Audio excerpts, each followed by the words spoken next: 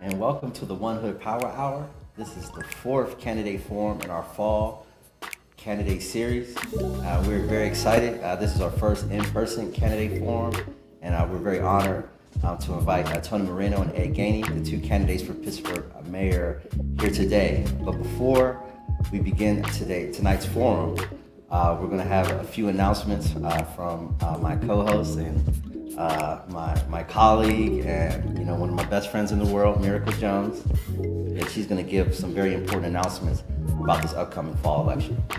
Thank you so much for that, Kahari. As a reminder, the election is going to be on Tuesday, November 2nd. Again, the upcoming election is on Tuesday, November 2nd. What that means for you is you must be registered to vote. The voter registration deadline is actually less than 2 weeks away on October 18th. You must be registered to vote by October 18th to vote in the November 2nd election. There is not an extension this year.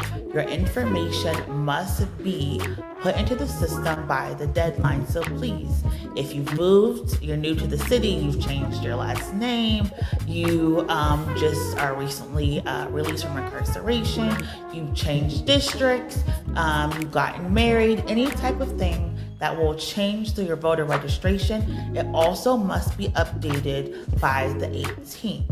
In addition, if you are going to vote by mail, you have to have that registration application in by October 26th. Again, this year there is not a deadline, extension to the deadline. So you must have all of your application information in to the Secretary of State, the Pennsylvania Secretary of State's Department, by the deadline this year. I believe it's midnight for both states. So please make sure you're registered to vote. We do not want anything to happen that will prevent you from voting this year. In addition, our Fall Forum series is every Monday night at 7 p.m. because we want you to be informed to make the best decisions for you and your family and your neighborhood as you go and head to the ballot on November 2nd. And with that, we'll turn it back over to my colleague Kahari, who's going to talk about the mayoral position. Thank you, Miracle. And as you know, Mr. Moreno and Mr. Gainey are running for Pittsburgh mayor, which is the chief executive of Pittsburgh city government.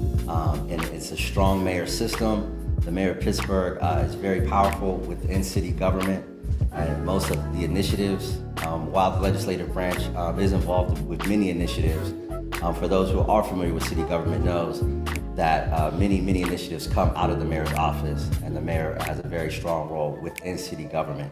So again, we're very excited to have Mr. Moreno, the Republican nominee, and Mr. Gainey, the Democratic nominee. And now we're going to start with our candidate forum with Mr. Moreno giving a few introductory words, and then followed by State Representative Gainey.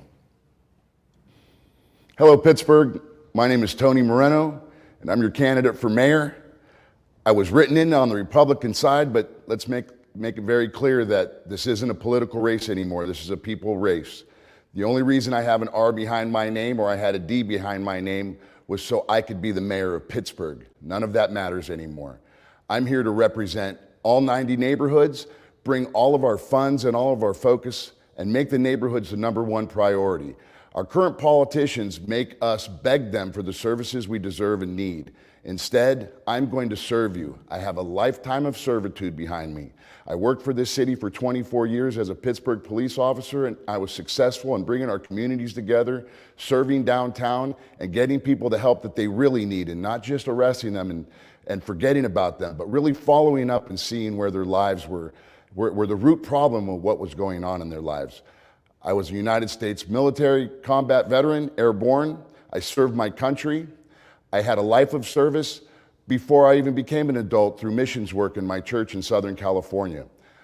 That's where I'm from. I'm from LA. I'm Mexican Native American and Scottish Irish on my mom's side, so I have a different outlook. I come into the city and see where Everyone needs to be served the same. So Pittsburgh, please listen to what I have to say. Look me up on realsteelmayor.com. You can see everything and everything I do and who I do it with. Everybody deserves the same treatment. Look for me and listen to me. Thank you, Pittsburgh. Thank you, Mr. Moreno. Now, Representative Gainey. Hello, Pittsburgh. How are you? My name is Ed Gainey. I'm the Democratic nominee for mayor of the city of Pittsburgh. Before I begin, I want to thank One Hood Power for having this mayor's debate today. I appreciate you, and I appreciate all the service that you've given to the city of Pittsburgh. City, I need you. We need each other. We have a great opportunity, city of Pittsburgh. We can build the city that we've long wanted to have. A city for all. A city where everybody's included. A city that leaves no neighborhood behind. That brings communities together. There's no reason that we can't be the safest, most affordable, and diverse city in America. We have a great opportunity, and that's why I'm running for mayor. I'm running for mayor because I understand that in order for us to build the bridges that we need to be one city, to take 90 neighborhoods and make one city, that means that all of us must participate. That means that we must serve every neighborhood and every community in this city. And in doing so, we will build a city where people won't leave, but they'll want to come back home because they see the access and opportunity that they haven't in the past. And that's why I need you. Together, we build a city for all. Together, we will make Pittsburgh the safest, most affordable, and most diverse city in America. Together, we'll do it. And that's why I'm running for mayor, to serve you, to make this a city for all. Thank you to both candidates for their introductory words. Starting with the first question will be my colleague, Miracle Jones. Thank you so much for that, Kahari. And seeing how our first question, our candidates are kind of already answered, I'm going to move to our second question of the day. Pittsburgh, like many of its regional counterparts, is actively recruiting businesses to the area, which some argue is leading to an increase in housing and cost of living. How will your administration go about recruiting businesses while also balancing the needs of working class people in the city to make it still affordable for all? Go with Mr. Moreno, then Mr. Gainey. What we see right now is the city's administration strangling business. They use the Licensing and Permit Bureau to control on who's going to be able to come in and who's going to be successful. They use that as their weapon. It drives donations their way. It drives the developers coming out to be used as tools politically. We don't have any small business here that's succeeding because we're not giving them the opportunity. We have a URA right now that's controlled by Mayor Bill Peduto, Executive Director Ed Gainey, Daniel Lavelle, and Ricky Burgess, with Tom Murphy being the civilian contractor. Those people are in charge of how business comes in. They're in place right now, and they're the ones responsible for keeping business out. We don't invite business in to be able to be successful and give them the tools they need. We need to make sure they have parking. We need to make sure that their streets are safe and clean, that the police are engaged and that they're keeping their businesses clear, getting people the help that they need around them. If we don't provide these things, then they'll never come back here. We can't have housing downtown. We need to have more business. We need to make it friendly for tourism and for the cultural arts. If we don't have a safe, clean city and we don't have businesses here, we're going to fail. Right now, our pension might implode if we don't bring business back here. So it's important to have a very settled interest in bringing business back, a way for them to come back, and the desire to bring workers here. Mr. Gainey? Thank you for the question. One, I am not the Executive Director of Urban Redevelopment Authority. I do sit on the board, but I am not the Executive Director. Two is that we have to turn downtown into a neighborhood. We know that we have 90 neighborhoods. And in these neighborhoods, where we live is where we play.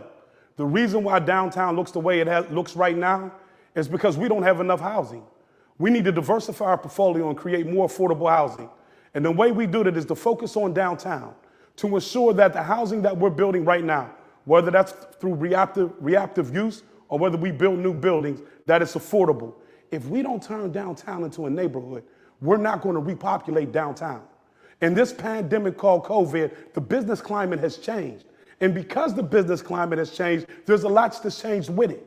And we have to remember that and be cognizant of it. So when going forward, what we have to do is find out how do we make our downtown a neighborhood so that people will play there like they do in all the other 90 neighborhoods. That's number one. Number two is we have to strengthen small business.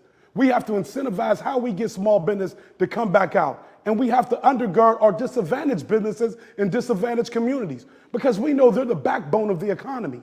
And if we do not do that, then not only will our small businesses fail, but areas where they were disadvantaged before the pandemic will continue to suffer. We can't afford that. We have to come together with our disadvantaged businesses and our small businesses to determine how we can better protect them, build them, and in doing so, we can build a city for all. But in terms of downtown, it needs to be a neighborhood. We see success. The success is in the neighborhoods that we talk about right now. They have a strong business corridor. Neighbors live there. They play there. Where we're disadvantaged, we got to build it up, and downtown must become a neighborhood if we're really going to save downtown. Thank you, Mr. Gainey. The next question is, over the past year, we've seen protests and a lot of coverage in the news about policing in America, even here locally. As the next mayor, starting with Mr. Gainey, then Mr. Moreno, what will you do to reimagine policing in the city, as well as address the distrust, and also address the lack of interest that people have in entering the law enforcement profession? There has been recent studies that police academies all over the country, including here, have some of the lowest recruitment classes because of all of the controversy around policing in America. So what will you do for the city of Pittsburgh to address this crisis? Thank you. We have to change the mindset. We have a military-style mindset when it comes to policing. And I always ask, who are we at war with? We can't afford to be at war with our own people. We need to demilitarize our police force. We need to get back to police officers walking the beat and building the trust that has eroded so that we have a positive relationship between police and community. Secondly is, we do not need to over-police in neighborhoods. That's created an us versus them mentality. When we're over-policing a neighborhood and we see the evidence in traffic stops, we see the evidence in police community engagements, which has not been positive. We need to make sure we have equitable distribution of policing across the city, not just in low-income Black and brown neighborhoods. That's not going to build trust. That's not how we build a police force where everybody feels that they're protected and safe. It comes when we see them walking the beat. It comes when they understand that we're policing everywhere and not over-policing in certain communities. And we got a lot on our police officers. We got a whole lot. We need to ensure that on some of these calls, we have social workers. Because at the end of the day, the social workers know how to de-escalate issues that police officers are not trained in. Not that they can't be trained in them, but that's not their ministry. We ask them to do so much. At the end of the day, right now, we need our social workers to be put in the situations where they can help de-escalate situations in our communities. In doing so, we build trust. You know why? Because we start having everybody work together. That's how you build a system of building the trust again. Let me reiterate that. Police officers walking the beat. We're not over-policing in Black and brown neighborhoods. And thirdly, we want to use social workers to help de-escalate situations. That's the beginning of building a healthy relationship between police and community. Thank you. Mr. Moreno? It's interesting that the numbers that Mr. Gainey uses are real. It's the message that he presents. Where you get those numbers from are from the high crime areas in the city, the number one high crime area being Mr. Gainey's district. That is by far the highest rate of shootings, violent crime. The police get called out there more than anywhere else in the city. You see these traffic stops and interactions because of the calls out there. Now, what I would say was, if we had police officers out there regularly, and that's where they spent all of their time with the communities, we wouldn't have communities looking at their police officers only when they're chasing people through their backyards. They would be sitting with them, they would be communing with them, they would get to know them, and when something did happen, they would be able to look right at them and say, hey, officer, there's something going on over there that needs to be fixed because we can't fix it. And the officer can then engage that way. If my opponent knew what was really happening inside of the police department and out on the street, he would know that I taught de-escalation in the crisis intervention training course, which is a 40-hour course that every City of Pittsburgh police officer gets before they get on the streets. It's how to identify people with mental illness. There is a plan in place. It's just bad leadership that prevents us seeing it on the street. The plan says that a crisis intervention trained officer is supposed to be called to somebody that's having a mental health break. When they get there, they decide whether there's a crime that's been committed or if somebody is truly just having a mental health issue. And if that's the case, the officer recognizes it and calls mental health out from Allegheny County and tells them the scene's safe, because Allegheny County Mental Health Social Services will not come out until the scene is safe. Then they show up and then they take over the call. The City of Pittsburgh leadership, from the mayor down to the chief of police, has been told of a plan that has mental health workers going with police officers in their own cars with plain uniforms, business professional, that go on these calls. We found the vehicles, we found the uniforms, we found the paid volunteers that were willing to put themselves in harm's way to help people, but they refused it. They had to burn the city down to get them to even look at it. Right now you see $11 million pulled from our police budget, already done in 2011, put for group violence initiatives and social workers to be paid to go out. Where are they? Where was that money spent? That was given to them in November. Spiking crime and violence is all over this city and everybody ignores it. Our leadership should be out screaming right now. Every citizen and resident should be asking, where's the $11 million and where's my social workers? Where's my group violence intervention people? Where are they? Why aren't you using them? Next, when we go into police work, we have to end the corruption. I know where it's at. I worked there for 24 years. I'm not part of their program. I'm from out of town. I want to know who my opponent is going to fire first, because there's an assistant chief of police named Linda Barone who's responsible for $750,000 of taxpayer money for convictions of civil rights violations in gender bias, retaliation, racial bias, and retaliation. The lead investigator that works for her in the Office of Municipal Investigations was caught on the stand lying during a trial, and he is still up for promotion. They will not fire him. That breaks the public trust, and that has to end, ladies and gentlemen of Pittsburgh. I will do this because I believe they have to trust us in our communities. The only way to build trust is to be there and be accountable and transparent. I'm not afraid of it. I'm not afraid of the favors that were given for people to get in these positions. I'm going to make sure that we promote the best and brightest, the most honest and sincere and empathetic. I'm going to make sure that we go and recruit people from our communities to be a part of our police department by showing them that we can serve our community with honor and integrity and love.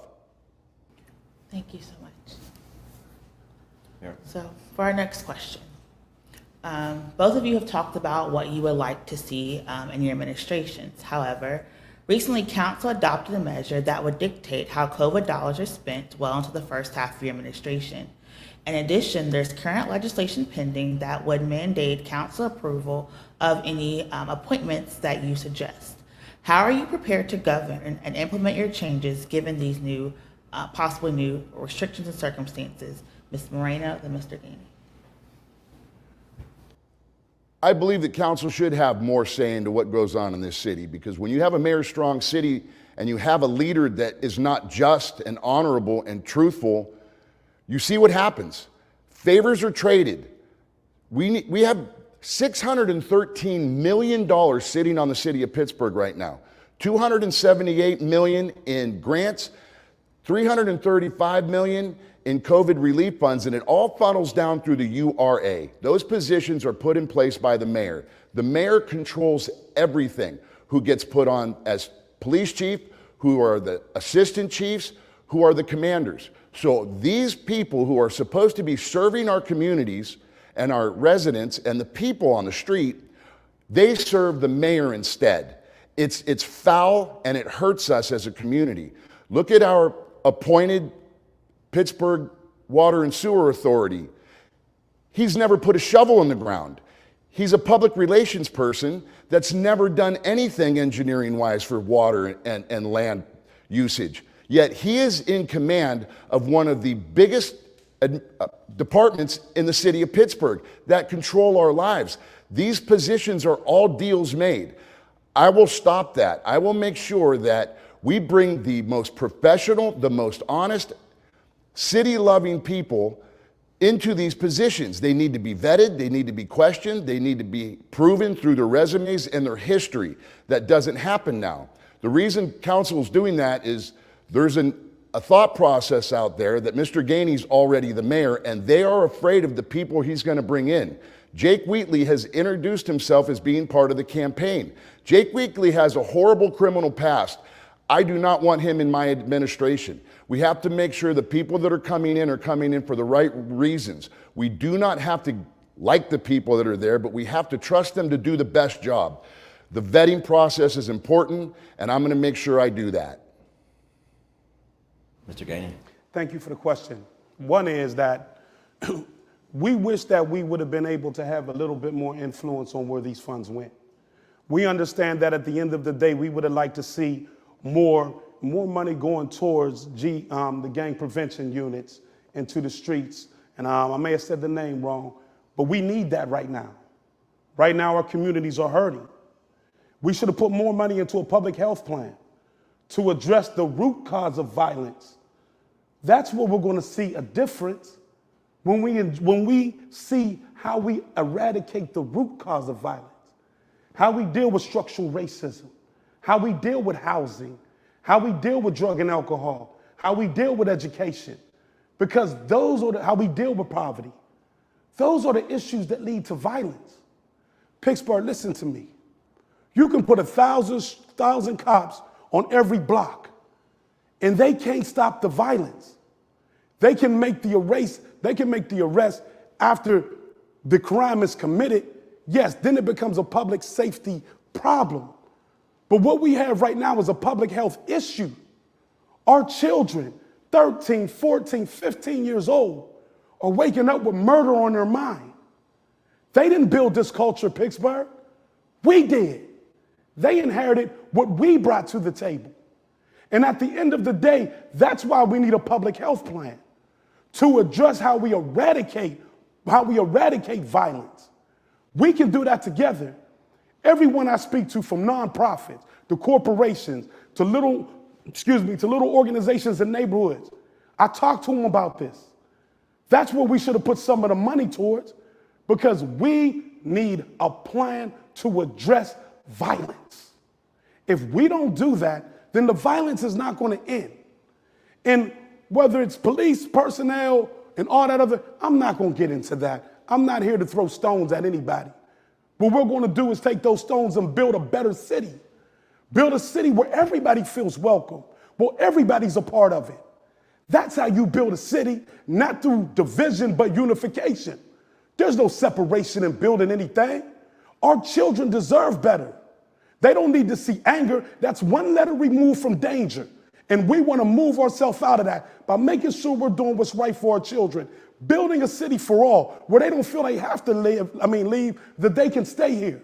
Together, we can do that. That's what we can do, Pittsburgh. And that's why I'm sharing this with you.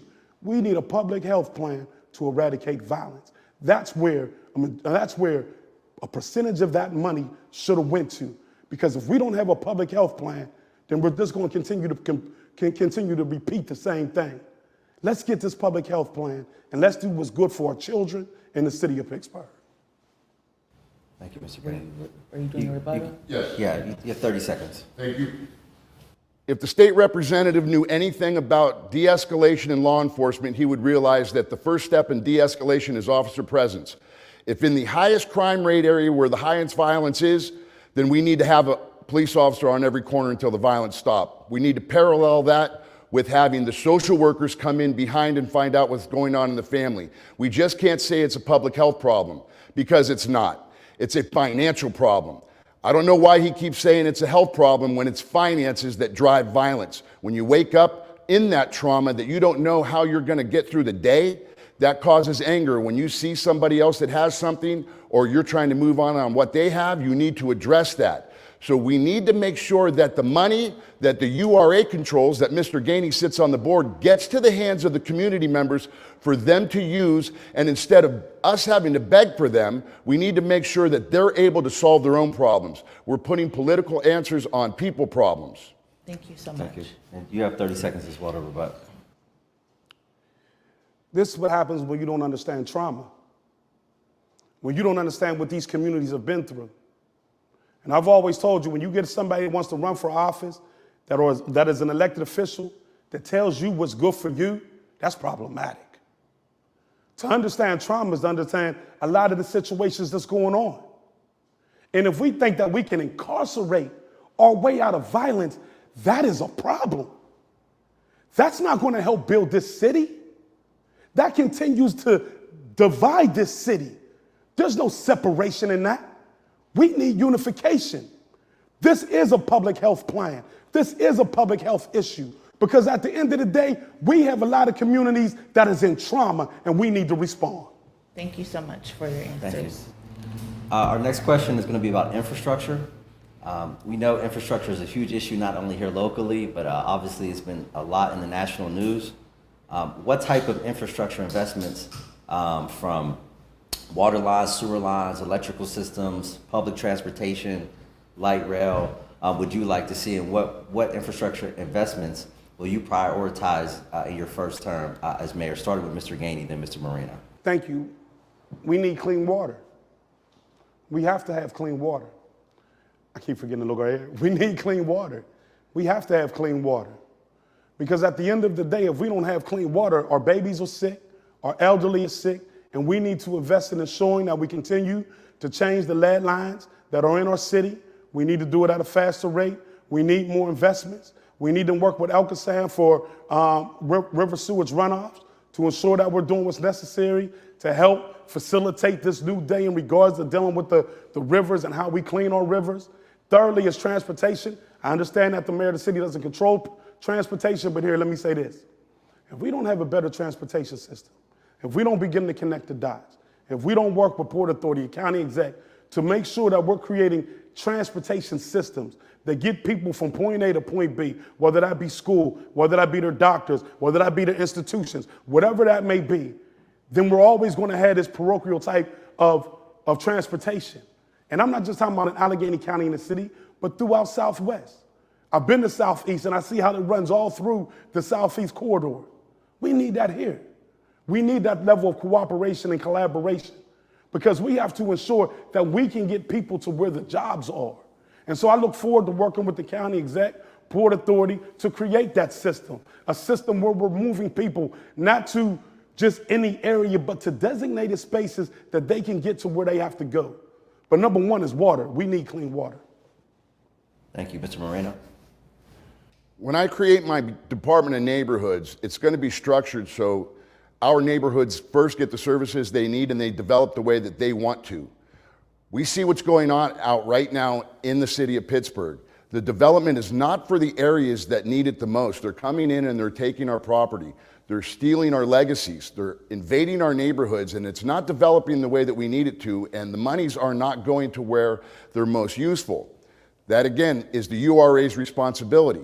We just got all this money. A lot of it's aimed at small business out in Homewood, yet those small business people have to apply for grants. They have to get small business loans from grant money and hope that they get those grant monies and those loans forgiven. They're not shown where to get these things. I spend time out there and I ask them, how do they like the development out here? And they hate it. And that's coming throughout the city. So if we take a neighborhoods first approach and we direct the funds into the hands of the communities, they will be able to use them to solve their own problems. When they want to grow, they'll say, hey, we need this business district, or we need some housing out here that people that are on assistance can use. We can't be forced to shove people into million-dollar high-rises that are on government assistance because the developers are gaining and our communities are losing. When you tear down 100% of these units and only bring back 20% of the people, that's wrong. Mr. Gainey's been part of that since 2013. Go on YouTube, find Coffee with the Candidate, Representative Ed Gainey. He says he was part of the master plan in the East Liberty redevelopment, quote unquote. He's been part of what's been going on since he's been in office. He's been a part of the URA. If you want to see his plan for development, you can see it in action right now. They sold our property in the Lower Hill District for $2, and they're developing that out. We don't know who's going to get businesses there, but if you look in Garfield, you could get a good glimpse at how that's going to go. A lot of people from outside of Pittsburgh are going to come opening up businesses there. It's not for our city, it's not for our residents. I'm going to change that. I'm going to direct this fund, all these funds, into the community and listening to them and finding out what they want, not applying an umbrella-wide across the city plan, but an individual plan per neighborhood. Thank you, Mr. Moreno. Mr. Gainey, did you want to rebut? Okay. Next question, Miracle. Okay. So next year, a multi-million-dollar facility is supposed to open to help recently displaced and homeless individuals. In addition, True Tea and Trans Uniting announced the opening of a homeless shelter for queer and trans youth. As the housing crisis is set to explode at the end of the month with the eviction moratorium, how is your administration preparing to address the possibility of having hundreds, if not thousands, of residents internally displaced? Mr. Moreno, then Mr. Gainey. It's been a problem for a long time. When I went downtown after I left narcotics, because the politics inside the city of Pittsburgh became so nasty, we weren't serving our communities the right way. So I went back to uniform and I asked the boss, what do you need done? And he said, we need downtown cleaned up because there's a lot going on as far as development. So when I researched what was happening, I realized that there was massive amounts of homelessness, mental illness, addiction, and depression. So that's how we took this approach, to target the people that needed help and take them out to get their services. Again, that's what I learned in the crisis intervention training course, that there are places that can help people. There are intercept models and diversionary courts that help people, because the police officer is the face of government, and many times they're the only people that come in contact with the people that need help the most. We have to learn how to address them, and we do it with empathy and love. We find them.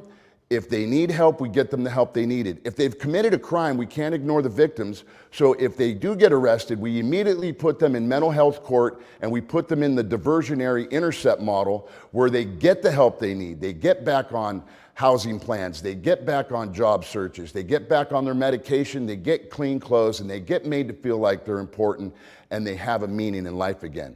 The police officer can do that. What they did is proof of how broken this city is and how distrustful we should be of them. They snapped their fingers and in 6 months had a place to build through UPMC, another nonprofit, a building downtown in some of the most expensive properties that we have. Now, that unit was done in 6 months. There's a unit that development that was going to be done on Penn Avenue at 7th that took them 18 months to tear it down, and another 18 months just to find out what they were going to do. The bureaucracy with the licensing and permit bureau was so great that that developer walked away from a $10 million investment because he just couldn't get the job done.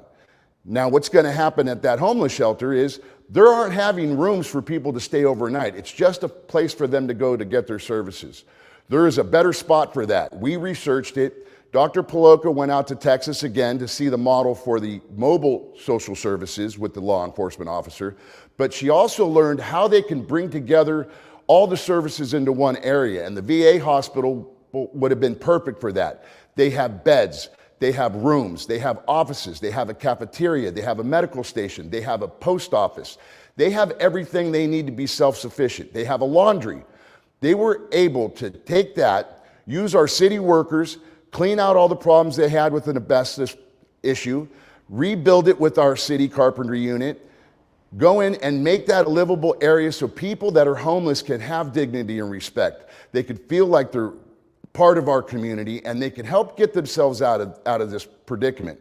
But instead, the city chose to put that in the hands of somebody that has no interest in helping the city because they don't pay any kind of surcharge or taxes. They just come in and take our properties. So I'm going to address it. I'm going to make sure that we all get treated, we all get the training that we need to help the people that need it the most and get them to areas where they can really, really make a difference in their own lives and their families' lives.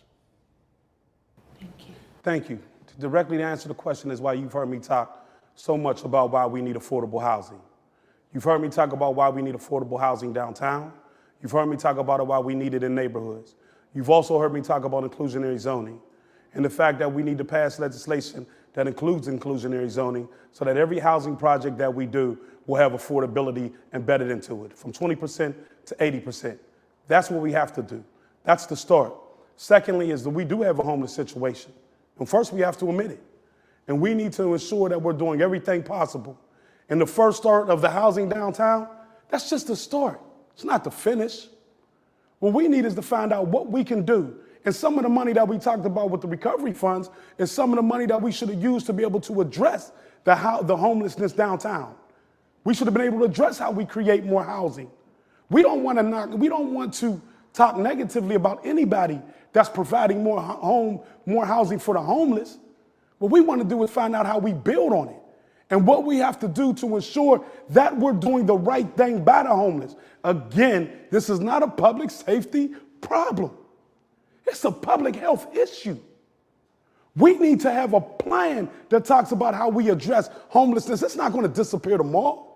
We know that we have to have wraparound services. We know that we have to have where we can send people. This is important. And so this is not about just saying, hey, let public safety handle everything. This is what we have to do to ensure that we're doing right, one, by our homeless, building more affordable housing so that people are not being displaced and forced out, that we are building it right here in the city of Pittsburgh, including in our downtown area, that we know that we have to turn back into a neighborhood. That's why we need affordable housing downtown. That's why you continually hear me talk about why affordable housing is so important. Affordability stabilized, and that's what we need. 30 seconds, Mr. Moreno. I just want everybody to be clear that affordable housing is an easy, nice, comfortable way of saying government assistance or Section 8 housing. You could see where our government, particularly people in the URA that Mr. Gainey sits on the board, make deals with developers. They're able to develop our communities. They keep the crime rate high. The property value is low. They have schools that are failing. That in turn means that we have vast poverty and violence. It's time. Thank you, Mr. Moreno. Mr. Gainey, 30 seconds as well. That's not true. That's simply not true. Here's the truth. There's two ways to do economic development. One is you can have a developer field where developers come and tell you what they want to build. Or you can have a second approach that I believe in, that we have site control as a city and they don't tell us what they want. We tell them what we want. And if our interests are the same, then we can do business. See, that's understanding the full scope of development. Right now, we have a developer-driven Time. Okay, gotcha. Thank you. Thank you, Mr. Gainey. My next question is about Wilkinsburg. There's been a lot of coverage in the news recently about the potential annexation of Wilkinsburg or a merger or consolidation between the city of Pittsburgh and Wilkinsburg Borough. Have you taken a position, and if you have, what is that position on the potential consolidation between Pittsburgh and Wilkinsburg? I'm starting with Mr. Gainey, then Mr. Moreno. I have not taken a position yet on the merger between Wilkinsburg and the city of Pittsburgh. What I've said over and over again is that this is up for the people of Wilkinsburg to decide. If the people of Wilkinsburg decide that they want to merge with the city, we will do what's necessary to ensure a smooth transition. But this shouldn't be pushed by politics. This should be pushed by the people in the community. They should have a determination on what they want to do in their borough. This is a Wilkinsburg question, and it should have a Wilkinsburg answer. I'm willing to do whatever the people of Wilkinsburg want me to do. I've represented Wilkinsburg for a long time. I understand the dynamic of this, and I've always said, let Wilkinsburg determine their own fate. Let Wilkinsburg determine whether they want to join the city or not. This is an issue for Wilkinsburg, but Wilkinsburg, listen to me. Whatever you decide, we'll be ready to do. Mr. Moreno. I spoke with a couple of groups that were involved in this intimately. And you have to get down to exactly why this merger is being put in front of everybody. And it's a land grab. Wilkinsburg is financially stable. They have a surplus. They're almost in the black. They're very happy with how their community is operating, except for the fact they have abandoned properties that they can't do anything with. Well, Mr. Gainey can change that along with State Senator Costa and change the law out there so those folks are allowed to take care of their own properties, but they're stuck. The tax collector goes after them for 90 days, and once he can't get a hold of them anymore, he just leaves it abandoned. That then falls on the school board. But when the school board was asked about it, the school board says we're in the business of education. So now the council members, they're caught in a trap also. Half of them want to merge, the other half don't. What you have to do is see the benefit or the negative to it. If the city of Pittsburgh absorbs Wilkinsburg, they now come under our property rules, where it goes into the URA, they get gentrified, they get developed. East Liberty is the model. You can see exactly what they're going to do. That's how they're going to follow up in Wilkinsburg. Wilkinsburg doesn't want that. Wilkinsburg wants to grow on their own. They want the ability to self-serve. They have elected officials that should be able to make those decisions. If they come into the city of Pittsburgh, they're going to fall under everything we do. We're not going to automatically merge police departments because that has to get done through negotiations. They have to pass a background test. They have to pass a drug test. They have to pass a polygraph. They have to be vetted by our police department, and they have to go through an academy. They're going to start at day one. People weren't honest with Wilkinsburg about that. Wilkinsburg is going to now come under the tax structure in the city of Pittsburgh. Yes, they do pay higher taxes over in Wilkinsburg, but we get taxed at so many different rates, they're going to get punished over there. They now know the truth, and that's why suddenly that vote stopped. I spoke with them and I told them, you're not going to have exactly what they're telling you. You have to look at the intention of the city of Pittsburgh. And when they realized it was for their taking of their properties, they didn't like it. So now the negotiations are going to go on. Importantly, they're having a secret meeting with the mayor, with the individuals that are pushing for the merger, and the people. There's a banker that's going to be there. I don't know who else is listed on that, but some state representatives are, and I don't know if it's Mr. Gainey or Mr. Wheatley or Mr. Costa, but it says state reps. But there's a meeting that the public's not privy to. They're trying to hide things, and I say we fight it, Pittsburgh. We got to make sure we allow Wilkinsburg to do what they want. We're lying to them from our communities. If they sit down and they tell the truth, and Wilkinsburg wants to do it, then I'm going to be in favor of having the vote brought to the city of Pittsburgh, and the city of Pittsburgh can decide if they're going to come and take Wilkinsburg. 30 seconds. 30 seconds. Wilkinsburg, this is your decision. You know this is your decision. And I'm not going to try to influence you one way or the other. You make the determination and you got a friend in me. You already know you have a friend in me. I want to do what's best for you. You make the determination whether you want to merge with the city, we will be there. If you choose not to, we understand that as well. We want Wilkinsburg to do what's best for Wilkinsburg. We will still share services with you, such as fire, such as public works, and other services that we can, okay. Thank you, Mr. Gainey. Miracle? Yes.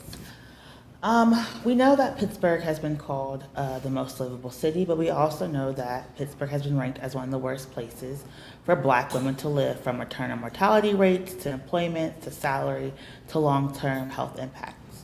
What measures will your administration specifically take to address the issues impacting the survival, thrival, and longevity of Black women in the city?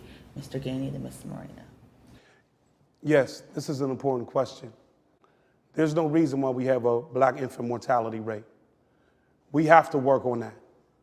We have to ensure that our Black babies are safe and that the moms that are birthing and they're birthing in a way that gives life. This is not a statistic or a situation that just occurred today. We know it's been going on. My administration will be laser focused on addressing what we can do and who we need to partner with to ensure that we save Black lives. That's important. That's number one. Number two is you will have Black women in my administration in director positions, because at the end of the day, the image is to change how a little child sees Black women. And we want to put them in the position that they see themselves as moving this city forward, as being part of it. We're going to have a plan to address what we have to do to address entrepreneurialism with black women, to help small black women own more businesses in this city. We have to empower them. They're the backbone of this city. They're the backbone of our economy. And they will be well reflective in my administration. Thank you. Ms. Moreno? Pittsburgh, our government's the problem. They did a report. First, to think that Pittsburgh right now is the most livable city or can even be in contention is ridiculous. If you were looking for a place to move right now, the two things that you look at are, is Pittsburgh safe and how do their school districts operate? We're both failing at both ends. We are spiking in violence at a rate that we have not ever seen before, and our schools are failing at a rate that's worse in the entire Commonwealth, and they're doing nothing about it. So we have to address the problems. If you didn't know that there was a racial equity problem, then maybe you shouldn't be an elected official. Because when you spend time in these neighborhoods, you realize there's a great disparity and our government is the one that's driving it. Every single elected official right now is responsible for the state of our black community in the city of Pittsburgh. The racial equity report showed that black women are treated worse than anywhere else in the country. Anywhere else in the country, the city of Pittsburgh's worse than anyone else. Now, why? Because we told black women, if you go get an education, you're going to be able to get out of poverty and live the life that you want. Well, we lied to them because that's not going to happen. If a black woman educates herself, and the numbers show that they did, they went out and they listened, they got multiple higher degrees. They can't get work that brings them out of poverty because of childcare. Childcare is one of the number one issues why black women can't succeed. So what we did with this money that came in, knowing that the biggest problem is black women receiving childcare, we made block grants of $25,000 for people to come and start childcare businesses. How does that help that black woman who is out trying to get a job, trying to pull herself out of this mad poverty that we created in our government when they can't get childcare? There's a place on Heron Avenue right now, Martin Luther King preschool.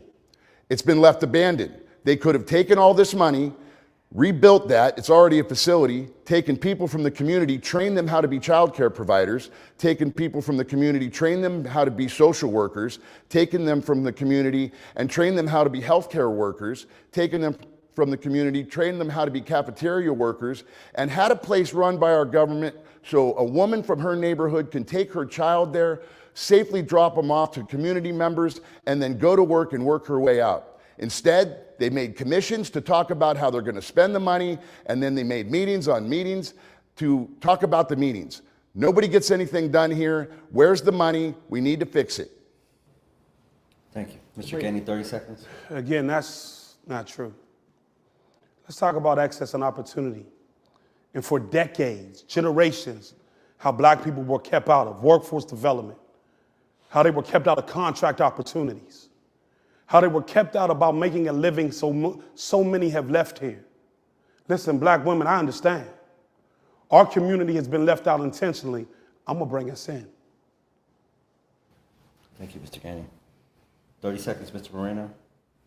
The state representative acts like he's new to this. He acts like he's me. How can you be a conduit of change when you've been in office for 10 years as the lawmaker? You're the one that can change it, Mr. Gainey, and you haven't. You haven't taken care of your community for 10 years. You're the only voice that they cry to. That's why I'm here, folks. I am change. I will make sure that these things get done when I'm your mayor. Thank you, Mr. Moreno. Next question is about immigration. Over the course of most of our lifetimes, we've talked about Pittsburgh's population being in decline, and one of those reasons is, unlike many other cities, we have a lower rate of immigration from folks outside of the country coming into our city. As mayor, what will you do to spur more immigration as well as to make the city more welcoming to the immigrant community? Starting with Mr. Moreno, then Mr. Gainey. Well, immigration's part of my life. I have family that are immigrants right now suffering from these horrible immigration laws. I'm from Southern California. I'm Mexican and Native American. I have family members that are trying to become American citizens because they have family here and the process keeps them out. So the very first thing I would do is start a process that can help immigrants that are brought here, left to suffer, help them get green cards and work visas. They need to be able to be a part of our communities. Getting them driver's license, not to prove that they can vote, but to prove that they can take responsibility for themselves. Making them welcome here is very important. But we have to go back to the initial issue. We can't take care of our own citizens and residents right now. We have a housing shortage here right now. We have people that are on the streets now. We have people that are trying to work now. It's like being on an airplane. When they say that there's going to be an emergency and the oxygen drops, they tell you to fix your own oxygen first because you can't help anybody if you don't help yourself. We have to make sure we look at that through that scope in the city of Pittsburgh. We have to make sure that we take care of ourselves first and make us healthy and vibrant and then welcome people in here. We need to take care of them when we're here. Our Mexican community up in Beachview is hiding. They're made to hide because they know that they came here to make their life better, but nobody helps them. I will make sure that I make a department that addresses that immediately and directly, that goes in there not to police them, but to help them get into the place where they become American citizens. Look at the Somali community that we thrust into Northview Heights. We just took them and put them there and did not teach both parties, both sides, the Somalians and the Northview Heights residents, what to expect from each other. They weren't taught how to live communally, how to accept people from other cultures. They were just thrust in there and it creates a divide. We need to make sure that we educate our communities on what to expect when we bring people in. We just can't drag them in here, put them right on government assistance and put them in government housing. It's not fair to anybody. If we have a structured environment where people are getting the help and services they need, we have the money, we know it, we just spend it wrong. We make sure that they have interpreters, they have medical care. We make sure that they get the ability to feed themselves. We just allow them to suffer, and it's not right and it's not humane. I'm going to change that. I will directly go after it and put those policies in place that help our immigrants coming into the city after we've taken care of ourselves. Thank you, Mr. Moreno. Mr. Gainey? Immigration is good. We need immigration. It will help diversify our population, and that's what we need. To become a more welcoming city, we need to have immigrants in our city. Matter of fact, we are all immigrants, and we have to make this city more welcoming to immigrants. We have to ensure that we have systems in place that help them while they're here. Right now, if I'm coming from a Latino community, I want to know where I can go congregate with Latinos and eat Latino food. If I'm coming out of a terrible situation like we have, I need housing, and we have to be able to provide that. That's again why you hear me talk about affordable housing and what we have to do to make sure that in all our projects, affordability is embedded. That's the opportunity that we have to build more affordable housing, to make sure that we got wraparound services for immigrants that are coming into our communities. We want to be welcoming. And in order to be welcoming, we have to be more diverse. This is how we get there. This is our opportunity to open up our city and show that we are for everybody and that we are building a city for everybody. Because in doing so, it makes us look good, and we want to look good. That makes people that left here want to come back. It's a great opportunity that we have. And working together with our immigrant community to ensure that they have a voice, to ensure that we have wraparound services, is how we build a city for all. This is the opportunity that we have, and we have to protect them in our city. 30 seconds. I just want to make sure that we're clear on the housing issue in this. When you're an immigrant coming here, you should have a place to live. We should not be taking people and putting them on government assistance and putting them in government housing. That traps them. We see the model. We've watched it for 80 years. Look at our projects. Bedford Dwellings is the first housing project in the United States of America, and they are still warehousing our black community that don't have an outlook on life that they can succeed. They're put right into the housing project, put on government assistance, put in schools that don't succeed, and crime is rising. Thank you, Mr. Moreno. 30 seconds, Mr. Gainey. We all have a vision and we all have hopes in every community. And I don't want y'all to hear that rhetoric that we don't have no hope or that we don't have no sense of wanting to provide any value. We do. We just have to improve the systems that we have in order to get there. Always be prideful, and we always will be. Reject that rhetoric. That's not rhetoric. This is told to me in those communities. I go and I talk to them. This is what they tell me. Our young kids don't have hope. You need to give them hope. I didn't say it, the community did. All right, thank you. Mayor? Yes, and our next to final question is going to be piggybacking off what y'all were just talking about. As mayor, you're going to be working with business, the schools, the places of higher education. What innovative ways can you create and spur forward that would include the communities here, particularly our Black men and boys, so they can feel included in the advancement and investment in the city? We have to be intentional in building programs and support services. We have to make sure that we're working closely with the Pittsburgh public school system. We have to make sure that we're continuing after school programs, because in structured environments, our kids go in structured lives. When I was a child, I had after school programs.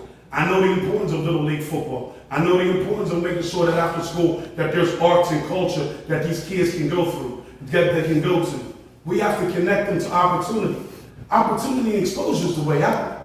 That's why every year I took high school kids to the state capitol so that they can see a better way, so that they can meet the governor, the lieutenant governor, the Black caucus, the LGBTQIA caucus, all the caucuses that we have. Because I understand that the more that we expose our children to a greater quality of life, the better they become. I'm an example of that. I understand what it takes. And that's why we're going to work closely with the Pittsburgh Public Schools. And I'm thankful that Dr. Walters has been the interim superintendent for PPS. It's a great start. I know how much he cares about these kids.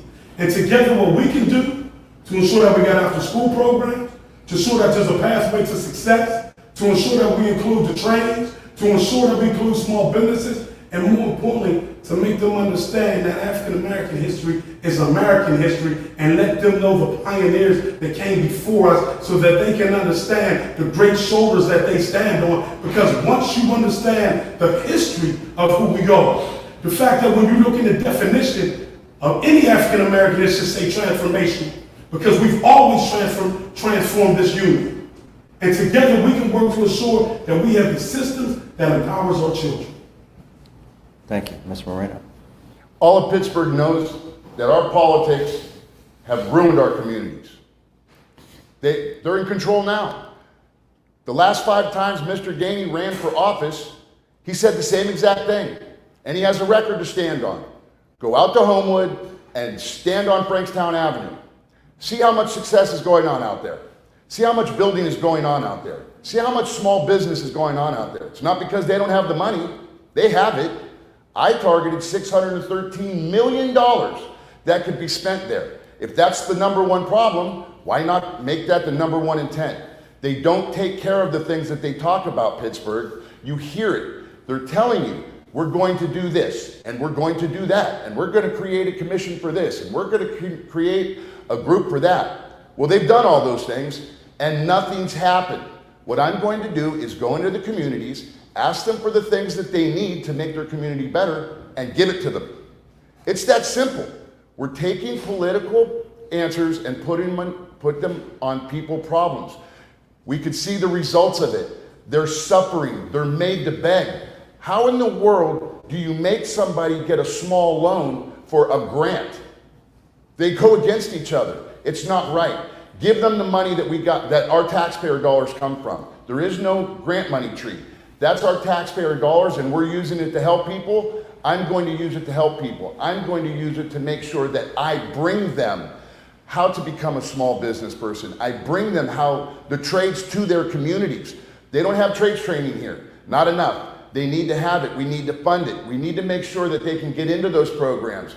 If you don't have a driver's license, we're going to get you one. If you have a record that keeps you out, we're going to expunge it, or we're just going to let you work anyways. How about a little freedom here? How about a little justification for not hiring people that have records? There's a workforce out there. I believe in redemption. Let's put people to work that are willing to work in their communities. We have the money. They don't spend it. You could see it in our government. Ask Mr. Gainey what he's done for his community in passing any bills. Ask him what he's done to bring small business to his community. You don't have to ask him. Just go to Homewood and look. Mr. Gainey, rebuttal? I want to thank Tony. Please go to Homewood and ask Homewood how they feel about me.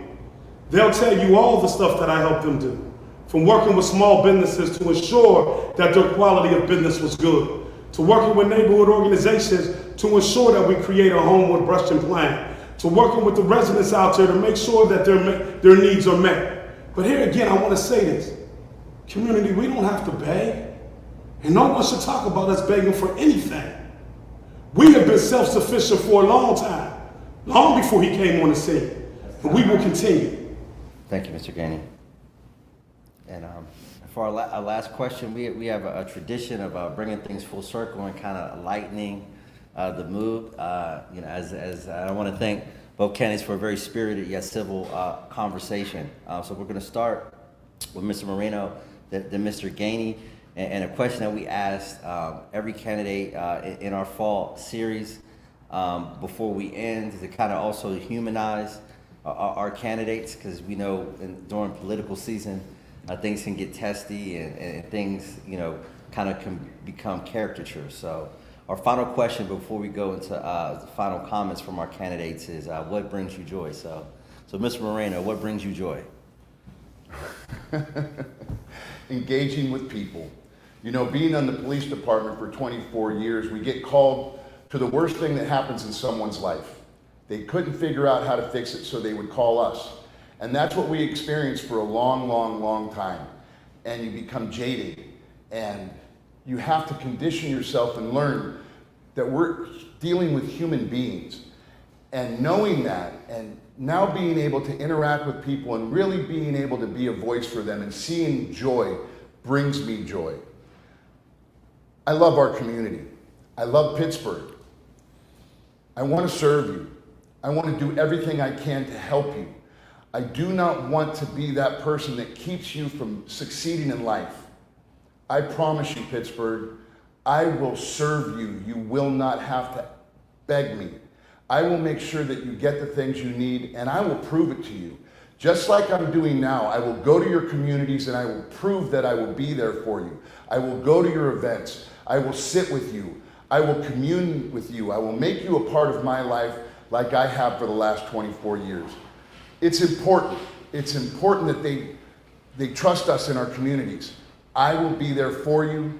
Please pick me, because what's coming to this city, if you don't, is the end of what we know of Pittsburgh. The way that they're moving against us in this city can be stopped. We can enjoy each other. We can look across the street from each other on Monday morning and say, hey, being together on Sunday was great for Steelers football, but, we want to enjoy each other like that every day. So I get joy from seeing our community see a brighter future. Thank you, Mr. Moreno. And Mr. Gainey, what brings you joy? Nothing brings me joy more than my family. My wife, Michelle, my daughter, Mariah, my daughter, Alexa, and my son, Darius. They're my joy. They're the reason why I get up every single day and fight like I fight to build a better Pittsburgh. Because I understand that service means that we came here to pay the rent for life. This is our city. This is about how we be unified. This is not about us versus them and all that other rhetoric that divides. This is about how we bring each other together. And it starts with our family. There's nothing more important in this city than our family. There's nothing more important in this city than our neighborhoods. There's nothing more important in this city than our people. We make up this city. This is our city, all of us. Not some of us, all of us. And this is why you've heard me say from day one that we can build a city for all. Because in building a city for all makes everybody joyful. And that's what we want to do. There's no separation and unification. There's only strength, commitment, and dedication to building a city that is welcoming and reflective of our families. So the thing that brings me the most joy is my family. Thank you, Mr. Gainey. And now we will start with Mr. Gainey, then Mr. Moreno have our closing remarks. Thank you, Pittsburgh. I come here today to ask for your vote. I need you. The city needs you. Together we can build a city for all. Together we can ensure that each one of our neighborhoods are never forgotten, that we all come together to build a city. I know what it means to feel forgotten. I come from a community, from a child all the way up, that has been forgotten. My promise is to you that there will not be one community or one neighborhood that is forgotten. I want to serve you. If you think that my work ethic as a state rep was great, wait till you see my work ethic as mayor. I will be everywhere. Grand Street is the mayor's office. My work is in these neighborhoods and communities, to empower these neighborhoods and communities, to improve our school district, to ensure that we empower black women and that we can erase that report and make sure that black women are seen in a way that builds lives, that takes away. Today, we have a great opportunity. And that opportunity is elect Ed Gainey as mayor for the change that we want to see. Together, we will make this city. Together, we will make this city the safest, most affordable, and the most diverse city in America. But we can only do it together. And I can't wait to become your next mayor and serve you in a way that builds a city for all. Thank you, Mr. Gainey. Mr. Moreno. Pittsburgh, thank you for your time. First, I want to give my condolences to Ralph Watson's family. Ralph passed away recently. He was a torchbearer for his community, and he did a lot of wonderful things to help entrepreneurs, and God bless him. Pittsburgh, I'm asking for your vote because you need me. You need me because I'm accountable, I have integrity, I'm honest, I have a moral baseline, and I have a value system. We don't see that in politics. Mr. Gainey's campaign is under investigation for finance problems. He's in charge of his campaign.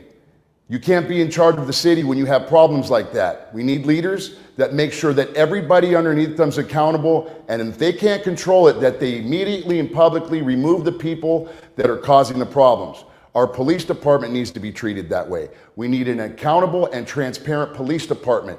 We don't have that right now. We have police leaders that serve the mayor and not serve the community. We need to make sure all our departments heads are the professionals in their positions. They need to have experience. These can't be political issues. I'm not the politician here, Pittsburgh. I'm the person who dwells in your communities. I coach with you. My kids go to school with yours. We share each other's time. We share each other's areas. I know what it's like to be in the community and look up at our elected officials and ask why the things aren't getting done that need to be done. I'll change that. I will serve everybody. I'll make sure our neighborhoods are the focus. I'll make sure that all the monies that come through this city are transparent and you know where the money goes because you're going to see it put into effect. I'm going to include you in the decision-making process. And if those things don't get done, I will remove the people and put in a professional who's ready to do it. Pittsburgh, I'm not going to come through and clean house totally. I'm going to make sure that the people that are getting the job done in our communities keep those jobs. They need to represent those communities. And I don't care who it is, as long as they're getting the job done. That's the way I'm going to lead Pittsburgh. I'm going to show you the love you deserve, the respect you deserve, and the integrity you deserve. Please look at me. I'm Tony Moreno, Mayor of Pittsburgh, November 2nd. Thank you, Mr. Moreno. 30 seconds for Mr. Gainey to respond. Being integrity means telling the truth. And that's the difference. I'm not under investigation, and neither is my campaign. And for that to be said by a law enforcement cop, to make a statement like that is why there is distrust. Because instead of planting a seed of truth, you choose to tell a false story. That's not the leadership we need in this city.